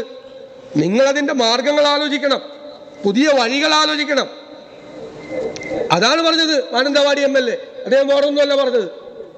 അത് നിങ്ങൾ ചെയ്യണം. നിങ്ങൾ എന്താ ചെയ്തത്? നിങ്ങളുടെ നിഷ്ക്രിയത്വത്തെയാണ് ഞങ്ങൾ ചോദ്യം ചെയ്യുന്നത്.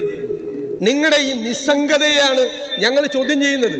നിങ്ങൾ ഒന്നും ചെയ്യുന്നില്ല, ഒരു കാര്യവും ചെയ്യുന്നില്ല. ഇവിടെ കണക്കുകൾ വളരെ വ്യക്തമല്ലേ സർ? കണക്കുകൾ ഇവിടെ വളരെ വ്യക്തമല്ലേ? കോമ്പൻസേഷൻ പോലും നിങ്ങൾ കൊടുക്കുന്നുണ്ടോ കൃത്യമായിട്ട്? ഇതുവരെ കോമ്പൻസേഷൻ കൊടുക്കാൻ കഴിഞ്ഞ 1 വർഷം 7000-ഓളം പേർക്ക് കോമ്പൻസേഷൻ കൊടുക്കാനുണ്ട്. പരിക്കേറ്റ ആളുകൾക്ക് കൊടുക്കാനുണ്ട്, മരിച്ചവർക്ക് കൊടുക്കാനുണ്ട്, കൃഷിക്കാർക്ക് കൊടുക്കാനുണ്ട്. 7000 പേർക്ക് നഷ്ടപരിഹാരം കൊടുക്കാൻ പെൻഡിങ് ആണ് നിങ്ങളുടെ കണക്ക്. മനസ്സിലായോ? വന്യജീവി ആക്രമണങ്ങൾ വർദ്ധിച്ചു വരികയാണെന്നുള്ളത് സ്റ്റാറ്റിസ്റ്റിക്സ് കാണിക്കുന്നു. എന്ത് രീതിയാണ് ഹ്രസ്വകാലത്തേക്കും ദീർഘകാലത്തേക്കും ഇത് പരിഹരിക്കാൻ, ഇത് നേരിടാനുള്ള എന്ത് സംവിധാനം നിങ്ങളുടെ വകുപ്പ് എടുത്തിട്ടുണ്ട്, നിങ്ങളുടെ ഗവൺമെന്റ് നിങ്ങൾ സ്വീകരിച്ചിട്ടുണ്ട്? ഞാൻ ഖണ്ഡിക 123 ബഡ്ജറ്റിൽ എത്രയാണ് നീക്കി വെച്ചേക്കണമെന്ന് അറിയാമോ? മാൻ ആനിമൽ കോൺഫ്ലിക്റ്റ് മിറ്റിഗേഷൻ മെഷേഴ്സ് 48.85 കോടി രൂപ. നിങ്ങൾക്ക് അപ്പോൾ എന്ത് പോളിസി മേക്കിംഗ് ആണ് നിങ്ങൾക്കുള്ളത്?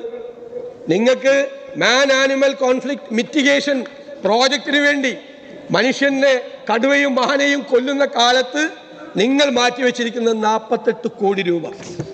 അതാണ് ഞങ്ങൾ ചോദ്യം ചെയ്യുന്നത്. നിങ്ങൾക്കൊരു പരിപാടിയില്ല, നിങ്ങൾക്കൊരു പ്രോജക്റ്റ് ഇല്ല, നിങ്ങൾക്കൊരു നടപടിക്രമങ്ങളുമില്ല. എന്നിട്ട് പറയാണ് കർണാടകത്തിൽ നിന്ന് സിഗ്നൽ കിട്ടിയില്ല, മന്ത്രി ഒരു ഫാക്ച്വൽ മിസ്റ്റേക്ക് കൂടി പറഞ്ഞു. ജനുവരി 30-ാം തീയതിയാണ് ആന ഇറങ്ങിയെന്ന് പറഞ്ഞു. അല്ല, അതിന് മുൻപ് തന്നെ ജനുവരി 5-ാം തീയതി തന്നെ ആന ഇറങ്ങിയിട്ടുണ്ടായിരുന്നു. സർ, ജനുവരി 30-നല്ല, ജനുവരി 30-ന് കർണാടക പിടിച്ച ആനയാണെന്നാണ് പറഞ്ഞത്. അത് തിരുത്താൻ ഞാൻ ഒരുക്കാണ്. സർ, ജനുവരി 30-നല്ല കർണാടക പിടിച്ചത്. ജനുവരി 5-ന് തന്നെ ഈ ആന, ഈ റേഡിയോ കോളറുള്ള മോഴ വയനാട് വൈൽഡ് ലൈഫ് ഡിവിഷനിലെ മുത്തങ്ങ റേഞ്ചിന്റെ പരിധിയിൽ വന്നതായി വനം വകുപ്പ് അറിഞ്ഞിരുന്നു. അന്ന് തന്നെ നിങ്ങൾ ബന്ധപ്പെട്ടു, ട്രാക്ക് ചെയ്യാനുള്ള യൂസർ നെയിമും പാസ്വേഡും ആവശ്യപ്പെട്ടു. നിങ്ങൾക്ക് യൂസർ ഐഡിയും പാസ്വേഡും കർണാടകം കൈമാറി. 2-3 ദിവസത്തിനുള്ളിൽ ആന ബന്ദിപ്പൂരിലേക്ക് തിരിച്ചുപോയി. വീണ്ടും ഫെബ്രുവരി 2-ന് ഈ ആന വന്നു. സർ,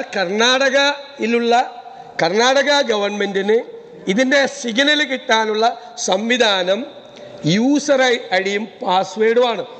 അത് നിങ്ങളുടെ സംസ്ഥാന വനം വകുപ്പിന് കർണാടക വനം വകുപ്പ് കൈമാറിയിട്ടുണ്ട്. അവർക്ക് കിട്ടുന്നത് പോലെ തന്നെ നിങ്ങൾക്ക് ഈ സിഗ്നൽ കിട്ടും. പക്ഷെ ഒരു പ്രശ്നം, അവർക്ക് നിങ്ങൾക്ക് ഒരുപോലെ ഉണ്ട്. എന്താ കാര്യം? ഈ സിഗ്നൽ കിട്ടിയാൽ അത് സാറ്റലൈറ്റിൽ നിന്നാണ് സിഗ്നൽ കിട്ടുന്നത്. ഈ സിഗ്നൽ ഡീകോഡ് ചെയ്തെടുക്കാൻ 3 മണിക്കൂർ 2-3 മണിക്കൂർ എടുക്കും. അത് കർണാടകം അവരുടെ യൂസർ ഐഡിയും പാസ്വേഡും വെച്ച് സിഗ്നൽ എടുത്ത് ഡീകോഡ് ചെയ്യാനും 3 മണിക്കൂർ എടുക്കും. അതേ സിഗ്നലും പാസ്വേഡുമാണ് നിങ്ങളുടെ വനം വകുപ്പിലുള്ളത്. അവർ കൈമാറി. അത് ഉപയോഗിച്ചാൽ നിങ്ങൾക്കും ഈ 3 മണിക്കൂറിൻ്റെ താമസമാണ്. പക്ഷേ സിദ്ദിഖിയുടെ ബഹുമാനപ്പെട്ട MLA പറഞ്ഞൊരു പ്രധാനപ്പെട്ട പോയിന്റ്, നമ്മുടെ റേഞ്ചിൽ, നമ്മുടെ പ്രദേശത്ത് ഈ ആന എത്തിയിട്ടുണ്ട്. ഇന്ന് മുതൽ ഫെബ്രുവരി 2-ാം തീയതി മുതൽ ഇല്ലേ, ആന എത്തിയിട്ടുണ്ട്. നമുക്കറിയാം, ചെറിയ ലൊക്കേഷൻ്റെ വ്യത്യാസമുള്ളൂ. നമുക്കതിനെ കൃത്യമായി ലൊക്കേറ്റ് ചെയ്യാൻ നമുക്ക് കഴിഞ്ഞില്ല. അതിനുള്ള ഒരു സംവിധാനവും നമ്മുടെ വനം വകുപ്പിനില്ല. മുത്തങ്ങ ഡിവിഷനിൽ ആന, അപകടകാരിയായ ആന എത്തിയിട്ടുണ്ടെന്ന് അറിഞ്ഞാൽ പോലും അതിനെ ട്രാക്ക് ചെയ്യാനുള്ള ഒരു സംവിധാനവും വനം വകുപ്പിനില്ല. ഞാൻ ഉദാഹരണം പറയാം. മാനന്തവാടിയിൽ തന്നെ ഇവിടെ ശ്രീ സണ്ണി ജോസഫ് നിയമസഭയിൽ കൊണ്ടുവന്ന വിഷയമാണ്. 1 വർഷം മുമ്പ് കടുവ ഒരു തോമസിനെ കൊലപ്പെടുത്തിയിരുന്നു. കണ്ണൂർ ജില്ലയിലെ ഉളിക്കൽ പഞ്ചായത്തിൽ ഡിസംബർ 2-ന് നാട്ടുകാർ കണ്ട കടുവ പല സ്ഥലങ്ങളിലും പ്രത്യക്ഷപ്പെട്ട് 40 ദിവസത്തിന് ശേഷമാണ് മാനന്തവാടിയിലെത്തി തോമസിനെ സ്വന്തം വീട്ടുപറമ്പിൽ കൊലപ്പെടുത്തുന്നത്. അപ്പം അത് ലൊക്കേറ്റ് ചെയ്യാനുള്ള ഒരു കടുവ ഇറങ്ങിയിട്ടുണ്ട് എന്ന് പറഞ്ഞാൽ പോലും കടുവ എവിടെയാണ് എന്ന് ലൊക്കേറ്റ് ചെയ്യാനുള്ള ഒരു സംവിധാനവും ഇല്ല, ഒരു ഏർപ്പാടും നമ്മുടെ കയ്യിലില്ല. ആളുകളുടെ ഭാഗ്യം, നിങ്ങൾ അവരുടെ ജീവൻ, അവരുടെ സ്വത്ത് വന്യജീവികൾക്ക് വേണ്ടി വിട്ടുകൊടുത്തിരിക്കുകയാണ്. അവരുടെ ദയാവായ്പിലാണ് വനാതിർത്തിയിൽ താമസിക്കുന്ന പാവപ്പെട്ടവൻ്റെ ജീവനും സ്വത്തും എന്നുള്ള തിരിച്ചറിവുകൊണ്ടാണ്. സാർ, ഈ കാർഷിക മേഖലയിലുള്ള സ്ഥിതി എന്താണ്? ഇത് നമ്മുടെ ഒരു എക്കോണമി അല്ലേ, അവരുടെ ഉപജീവന മാർഗമല്ലേ. കിഴങ്ങ് കൃഷി ഒന്നും നടക്കില്ല, കപ്പ, ചേമ്പ്, ചേന ഒന്നും നടക്കില്ല. എല്ലാം പന്നി കുഴിച്ചെടുക്കും. തേങ്ങ, നാളികേരം മഞ്ഞങ്ങ പരുവത്തിൽ, അതായത് കരിക്കിന് മുമ്പുള്ള രൂപത്തിലാവുമ്പോൾ തന്നെ കുരങ്ങൻ കയറി മുഴുവൻ നാളികേരം ഇടും. ബാക്കിയുള്ള വാഴയടക്കമുള്ള മുഴുവൻ കൃഷിയും ആനക്കൂട്ടം വന്ന് തകർത്ത് കളയും. റബ്ബറിൻ്റെ തൈ വെച്ച് കഴിഞ്ഞാൽ ആ തൈ വരെ എടുത്തു കളയും. തെങ്ങ് മറിച്ച് കളയും. സാർ, ഒരു തരത്തിലുള്ള കൃഷിയും ചെയ്യാൻ പറ്റുന്നില്ല. ഒരു തരത്തിൽ പട്ടിണിയാണ്. അതാണ് ആത്മഹത്യ ചെയ്തത്. എൻ്റെ അടുത്ത് കഴിഞ്ഞ ദിവസം 10-ാം തീയതി കാസർഗോഡ് ഒരു ചെറുപ്പക്കാരൻ വന്നു. 4 പെമ്മക്കളുള്ള ചെറുപ്പക്കാരനാണ്. ഇതുപോലെ കൃഷി ചെയ്ത് മുഴുവൻ വന്യമൃഗങ്ങൾ നശിപ്പിച്ചു. അവസാനം അയാളുടെ മകളെ അയാൾ നേഴ്സിങ്ങിന് അയച്ചിട്ടുണ്ടായിരുന്നു ബാംഗ്ലൂര്. പഠിപ്പിക്കാൻ പണമില്ലാതെ പഠനം നിർത്തിച്ച് മോളോട് തിരിച്ചു വരാൻ പറഞ്ഞു. ജീവിക്കാൻ നിവർത്തിയില്ല. എൻ്റെ മുമ്പിൽ വെച്ച് പറഞ്ഞു, സാർ, നിങ്ങളെല്ലാവരും കൂടി ഇടപെട്ട് എനിക്ക് ഈ നഷ്ടപരിഹാരം വാങ്ങിച്ചു തന്നില്ലെങ്കിൽ ഞാനും എൻ്റെ ഭാര്യയും 4 പെമ്മക്കൾ കൂടി ആത്മഹത്യ ചെയ്യുമെന്ന് പറഞ്ഞു. നെഞ്ചു പൊട്ടിക്കൊണ്ടാണ് പറഞ്ഞത്. സർ, ഞാനിത് രാഷ്ട്രീയമായിട്ടുള്ളൊരു വിഷയമായിട്ടല്ല അവതരിപ്പിക്കുന്നത്. ചങ്ക് പൊട്ടിക്കൊണ്ടാണ് പറഞ്ഞത്. ചങ്ക് പൊട്ടിക്കൊണ്ട് ആ വിതുമ്പൽ കേൾക്കാൻ, ആ നിലവിളി കേൾക്കാൻ നിങ്ങൾ അറിയണ്ടേ? ഈ നഷ്ടപരിഹാരം കൊടുക്കാൻ നിയമമാണ്, ഔദാര്യമല്ല, സഹായധനമാണ്. അങ്ങ് പറഞ്ഞ പോലെ നഷ്ടം നികത്താൻ പറ്റില്ല, ഔദാര്യമല്ല, ഒരു നിയമത്തിലൂടെ ഉണ്ടാക്കിയിരിക്കുന്നതാണ് ഈ കൊടുക്കാനുള്ള സഹായം. അത് നിങ്ങൾ കൊടുക്കുക. സാർ, ഞാൻ തീർക്കട്ടെ. അത് കൊടുക്കണ്ടേ നിങ്ങൾ? അത് കൊടുക്കാതെ വെച്ചാൽ അവരെന്ത് ചെയ്യും സാർ? ജീവിക്കാൻ നിവൃത്തിയില്ലാത്ത സാഹചര്യം, മരണഭീതിയാണ് സാർ. ഈ മരണഭയം ഉണ്ടാകുമ്പോൾ എന്താ ചെയ്യുക? ആളുകൾ പ്രതികരിക്കും ശക്തിയായി. ആരും ചെന്ന് ചൂടാക്കുന്നൊന്നും അല്ല സാർ. ആരാ ചൂടാക്കുന്നത്?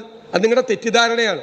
നിങ്ങൾക്കെതിരായിട്ട്, സർക്കാരിനെതിരായിട്ട്, മന്ത്രിക്കെതിരായിട്ട് അത് നിങ്ങൾ സിദ്ദിഖ് അദ്ദേഹം അവിടെ പോകാത്തതിലൊന്നും വിഷമിച്ചിട്ടൊന്നും കാര്യമില്ല. പോകാൻ പറ്റില്ല, പോകണ്ടെന്നാണ് എൻ്റെ അഭിപ്രായം.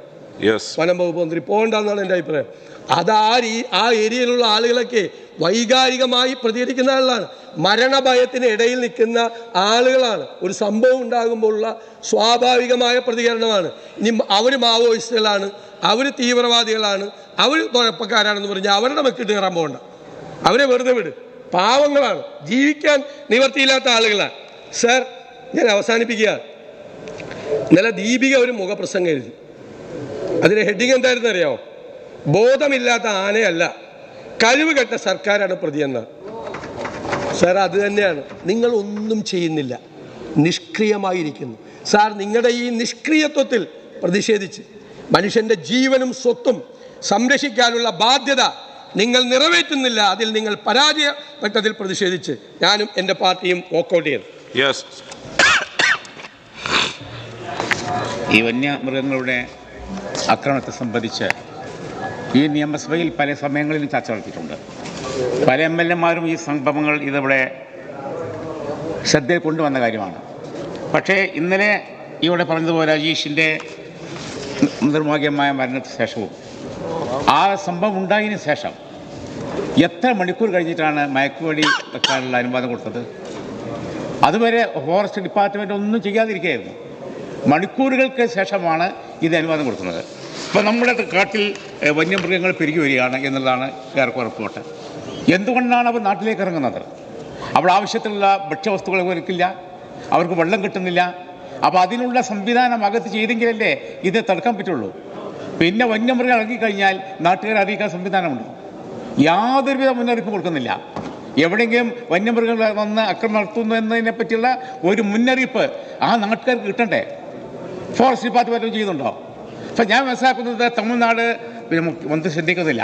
തമിഴ്നാട് ഫോറസ്റ്റ് ഇപ്പോൾ റബ്ബർ ബുള്ളറ്റ് കൊണ്ടാണ് വെടിക്കുന്നത്. റബ്ബർ ബുള്ളറ്റ് ഉപയോഗിച്ച് വെടിച്ചിട്ടുണ്ടെങ്കിൽ അവർ തുരത്തുന്നുണ്ട്. പക്ഷെ ഇവിടെ അതുണ്ടോ? ഇവിടെ മയക്ക് വെക്കാൻ വേണ്ടി ഇങ്ങനെ എല്ലാവരും ഇവിടെ ഇരുന്ന് ആലോചിച്ചിട്ട് കോൺഫറൻസ് നടത്തി പോകുന്നതല്ലാതെ യഥാസമയം തീരുമാനമെടുക്കാത്തതുകൊണ്ട് എത്ര ആളുകളാണ് ബുദ്ധിമുട്ടുന്നത്. അതുകൊണ്ട് ഗവൺമെൻറ് ഇത് വളരെ ലാഘവത്തോടുകൂടി കാണുന്നത്. എത്രയോ സമയമായി ഈ നിയമസഭയിൽ പല ഘട്ടങ്ങളായി വന്നിട്ടുള്ള ഈ പ്രശ്നത്തെ ഈ സമയത്തും വളരെ ലാഘവത്തോടു കൂടിയാണ് ബഹുമാനപ്പെട്ട മന്ത്രി കാണുന്നത് എന്നതിൽ പ്രതിഷേധിച്ചുകൊണ്ട് ഞാൻ എൻ്റെ പാർട്ടി ഇറങ്ങിപ്പോകുന്നു.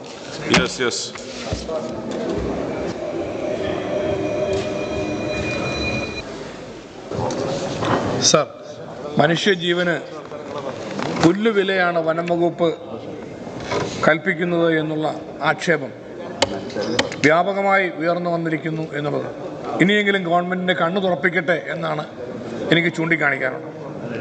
സർ, വയനാട്ടിൽ കാട്ടാനകൾ ജനങ്ങളുടെ ജീവനെടുക്കുന്ന ഈ സമയത്ത് നിസ്സഹായതയോടെ നോക്കി നിൽക്കുന്ന, നിസ്സംഗതയോടെ പ്രവർത്തിക്കുന്ന വനം വകുപ്പ് കർഷകരുടെ ജീവൻ സംരക്ഷിക്കാൻ കഴിയുന്നില്ല എന്ന് മാത്രമല്ല, ആളുകളെ മരണത്തിന് വിട്ടുകൊടുക്കുന്നതിൻ്റെ ആരാച്ചാർമാരായി നിൽക്കുന്നു എന്നുള്ളതാണ് ഏറ്റവും നിർഭാഗ്യകരമായ സാഹചര്യം. സർ, ഇവിടെ ദീപികയുടെ മുഖപ്രസംഗത്തിൽ ചൂണ്ടിക്കാണിച്ചിട്ടുള്ളതുപോലെ സർക്കാരിൻ്റെ കഴിവുകേട് എന്ന പ്രധാനപ്പെട്ട വിഷയം സർക്കാരിൻ്റെ കണ്ണു തുറപ്പിക്കേണ്ടതാണ്. ഗവൺമെൻറ് ഈ വിഷയത്തിൽ വളരെ നിസ്സംഗതയോടെ കാണുമ്പോൾ സാർ, ഇനിയും ഈ പ്രശ്നം മൃഗങ്ങളും മനുഷ്യരും തമ്മിലുള്ള ഏറ്റുമുട്ടൽ ഇനിയും തുടരുമെന്നുള്ളതാണ് ഇവിടെ ഇപ്പോൾ ഈ സഭയിൽ ഇന്ന് നിയമസഭ നിർത്തിവെക്കാതെ ഇത് ചർച്ച ചെയ്യാതിരിക്കുമ്പോഴും മന്ത്രിയുടെ മറുപടിയിൽ നിന്നും വ്യക്തമാവുന്നത് ഈ സാഹചര്യം ഇനിയും തുടരുമെന്നുള്ളതാണ്.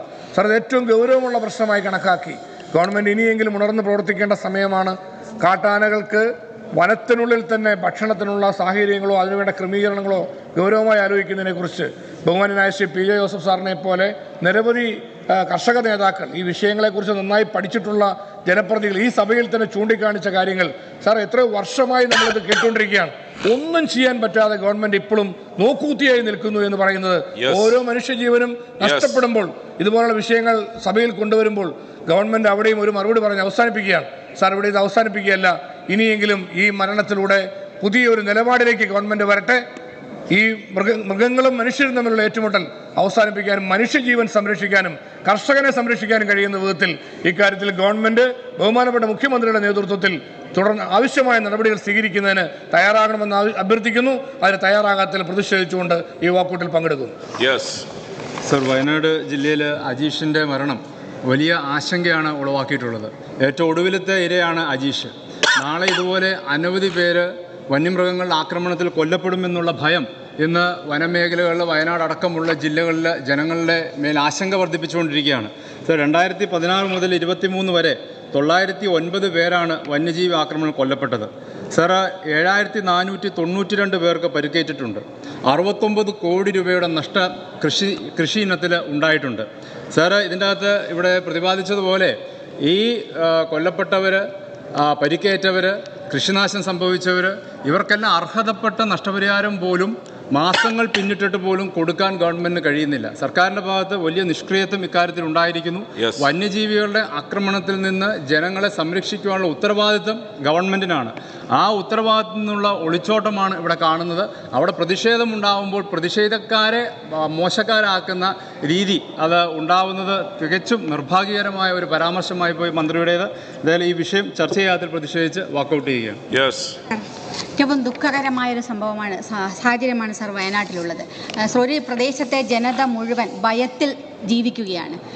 ഇത് നിരവധി പ്രാവശ്യം ഈ സഭയിൽ ഉൾപ്പെടെ ചർച്ച ചെയ്തതാണ്. പക്ഷേ ഇതിന് ശക്തമായൊരു നടപടി എന്താണ് സർക്കാരിൻ്റെ ഭാഗത്തുനിന്ന് ഉണ്ടായത് എന്നുള്ളതാണ് ചോദ്യം. എന്തുകൊണ്ട് കാട്ടിലെ മൃഗങ്ങൾ നാട്ടിലേക്ക് ഇങ്ങനെ നിരന്തരമായി വരികയും ജനങ്ങളുടെ ജീവന് പ്രശ്നമാവുകയും ചെയ്യുന്നൊരു സാഹചര്യം, അതിനെ ഗൗരവത്തിലെടുത്തുകൊണ്ടൊരു പഠനം നടത്തുകയും ഇതിന് നടപടി ഉണ്ടാകുകയും വേണം. അത്തരത്തിലുള്ള ഒരു കാര്യവും ഗവൺമെൻറ് സ്വീകരിക്കുന്നില്ല. വളരെ ലാഘവത്തോടു കൂടി ഈ വിഷയം കൈകാര്യം ചെയ്യുന്നു എന്നുള്ളതാണ്. അതുകൊണ്ട് തീർച്ചയായിട്ടും വളരെ ഗുരുതരമായി ഈ വിഷയം ചർച്ച ചെയ്യാത്തതിൽ പ്രതിഷേധിച്ച് വാക്കൗട്ട് നടത്തുന്നു.